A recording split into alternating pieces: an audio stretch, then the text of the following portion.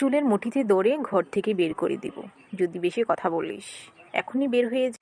বাপের বাড়িতে তো কিছু আনতে পারিসনি, এখন বসে বসে আমার ছেলেরটাই ধ্বংস করছিস। আসসালামু আলাইকুম সবাইকে।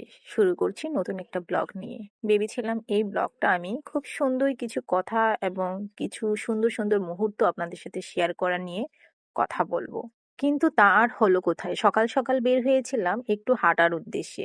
জায়গাটা ছিল কুমিল্লার শালবনের পাশে, মানে জাদুঘরের পাশে। তো যখন আমি বের হলাম তখনই আমার কানে আসলো পাশের বাসা থেকে এরকম কিছু কথা। কিভাবে পারলো তারা একটা মেয়েকে এভাবে শ্বশুর শাশুড়ি ননদ সবাই বসে এরকম ভাবে কথা বলতে। যাই হোক, মাথা থেকে ঝেড়ে এসব আমি সুন্দর প্রকৃতি দেখা শুরু করলাম। আর নিঃশ্বাসটা যেন খুব সুন্দর ছিল, খুবই বিশুদ্ধ একটা নিঃশ্বাস নিচ্ছিলাম। সকালবেলাটা হাঁটতে বের হলে মনে হয় কি যে মনোরম একটা দৃশ্য। মহান আল্লাহ তাআলার সৃষ্টি এত সুন্দর, আমাদের উচিত সবকিছুতেই মহান আল্লাহ তাআলার কাছে শুকরিয়া জ্ঞাপন করা এবং তাকে অসংখ্য ধন্যবাদ জানানো। সকালবেলা হাঁটতে হাঁটতে আর এই মনোরম প্রকৃতি দেখতে দেখতে আমি চলে গেলাম শালবনের পাশে।